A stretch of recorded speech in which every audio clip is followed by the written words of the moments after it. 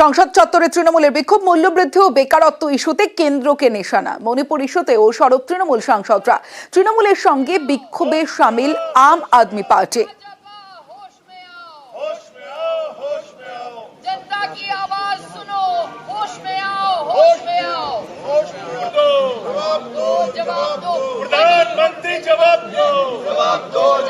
আমরা চাইছি যে যেরকম ভাবে মণিপুরে যেসব হচ্ছে প্রাইস রাইজ এর ওপরে, আনএমপ্লয়মেন্টের ওপরে, এগুলো আমরা মানুষের কষ্ট আমরা উঠাতে চাইছি। সদনে ডিবেট চাই। বাংলাকে আবাস যোজনার পয়সা দেওয়া হচ্ছে না, নরেগার পয়সা দেওয়া হচ্ছে না। গভর্নমেন্টের জিম্মেদারি হচ্ছে যে সদনকে চালানো।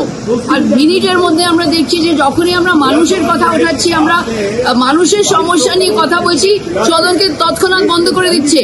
কেন? প্রধানমন্ত্রী প্রথম দিন বলেছিলেন যে কিছু বিরোধী দল আছে যারা দিগ্ভ্রান্ত, পরস্পর বিরোধী ইস্যুকে সামনে নিয়ে এসে পার্লামেন্টকে অচল করে দেবে, হইহট্টগোল করবে, চলতে দেবে না। সেটাই তো আমরা দেখতে পাচ্ছি। অন্যান্য শরিকরা কোথায়? ইন্ডিয়া জোটের মুখ্যমন্ত্রী কটা জবাব দিয়েছেন পশ্চিমবঙ্গে। এরা কোথা থেকে আসছে সেই অতীতের স্মৃতিও নেই, আর কোথায় যাবে ভবিষ্যতে সেই ঠিকানাও তাদের জানা নেই।